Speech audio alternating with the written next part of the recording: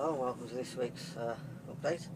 As you can see, I've had to put some black plastic sheets over the layout as the roof decided to leak in during the storms of last week.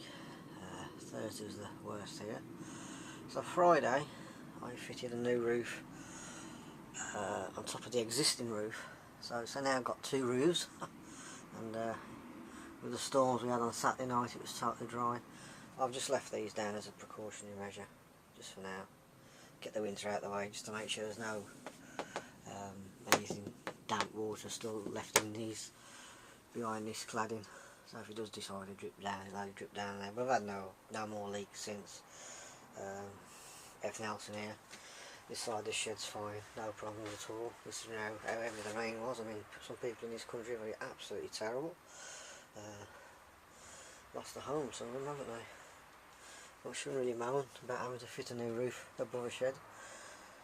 So that was the hold up last week. Still, I had Wally to look forward to anyway, and I completed this on Saturday morning.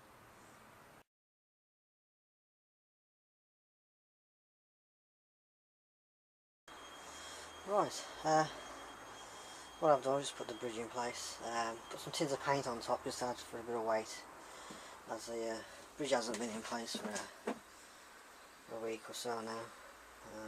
It's been kept down there on the bottom. I think it wasn't quite flat where it was stored, and it's just pushed it slightly out of alignment, if you like. So I just put these small tins of paint, they're nearly all full. As I was saying, I just put these heavy tins of paint on just to try and get the height down, but it's just slightly come out of alignment, so just using them for the next couple of days. The riverbed's starting to go off, starting to go quite well. As you can see, it's just a little bit more down there to dry out. What I'm going to do, if it hasn't dried out in the next day, is just completely cover it in paper, so the paper's not touching the realistic water, just so I can cover it over, remove the little house, the little mill, and then carry on with the model. I'd have to cover it over anyway, but I wanted to cover it over when it was dry, but that may not be the case. So hopefully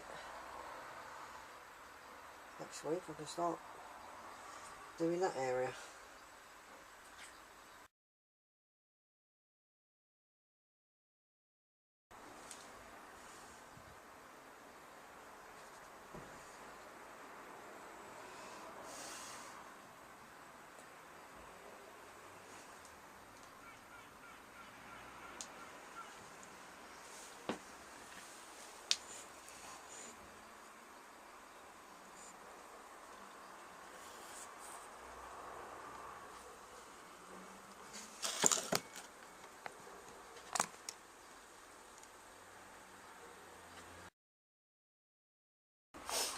Okay, what I'm doing, I'm laying the track.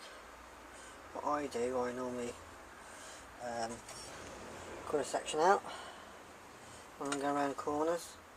It just gives you a neater and a better corner, rather than trying to buff two rails together, which tend to not be that smooth. So what I do, I just cut a section of rail out, get this rail here and push it all the way through up to here. This one will stay here. I'll put a fish plate and solder there, and so forth here, fish plate and solder there. And that just gives you a nice corner. So that's basically the joint. I've got a fish plate here, it's set to be soldered, and I've got one down here. It just gives you a nice curve. Saves being very tight.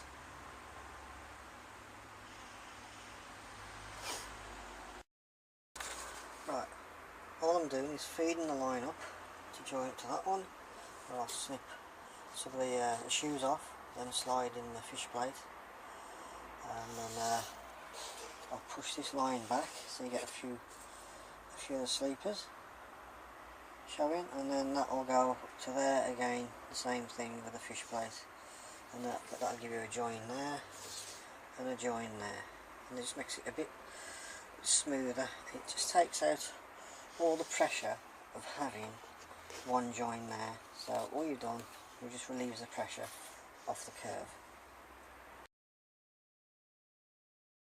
Right, what I'm going to do is connect the rails up to here, and as I said previously, I was going to elevate the track so it's tilted on the one side.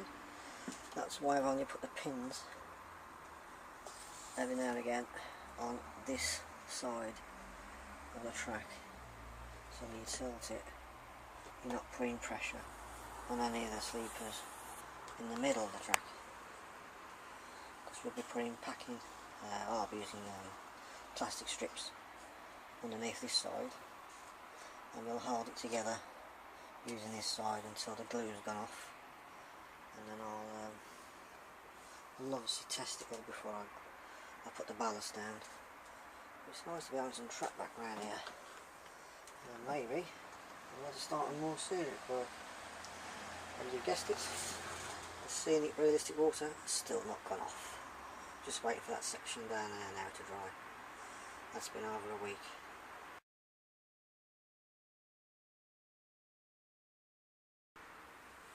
Right, that's all the track down. I've checked with me ruler that they're 2 inches apart between the centre of the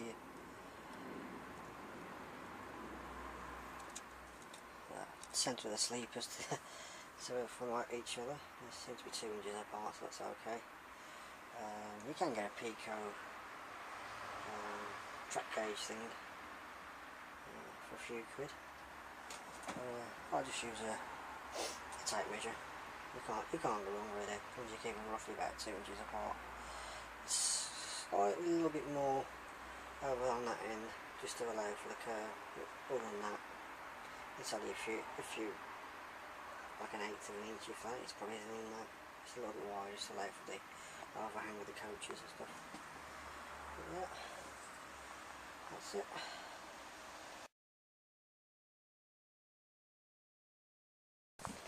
Right, what I've done, I've got a piece of plastic, the evergreen piece. Just put that there just to start the elevation of the track on the one side, just to give it a nice leaning curve. I've yet to solder the fish plates. I will do this. People do worry about soldering joints and that on track and the melting of plastic. What you do, just get a piece of 2 pieces of cotton bud, damp piece of cotton bud either side, and that cools this down while you're soldering there. It stops melting your sleepers.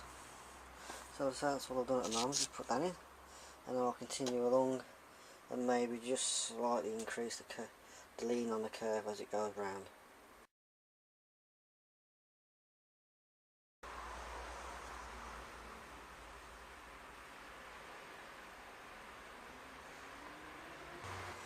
As you can see, you can sort of see the lean that the loco will go through as it comes through the curve. I've used the tubing as it's easy to bend around the curve to place just underneath the sleepers. This works out a lot better. It's a lot more neater. As you can see, it then just gradually comes down to the flat. So you just lean it gently on the flat and then take it through the main curve itself. I've used one of the longer wheelbase locos, so this helps you then that all the track's flat and it's not going to derail as it comes round the curves.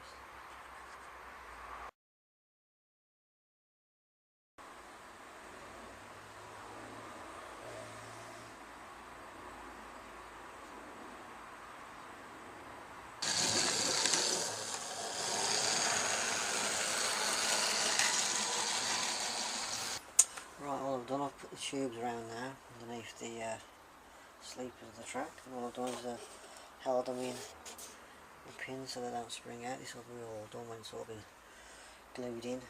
Yeah, okay. Did a little test video. It's fine. Small seems to be working nice. So, let's see begin.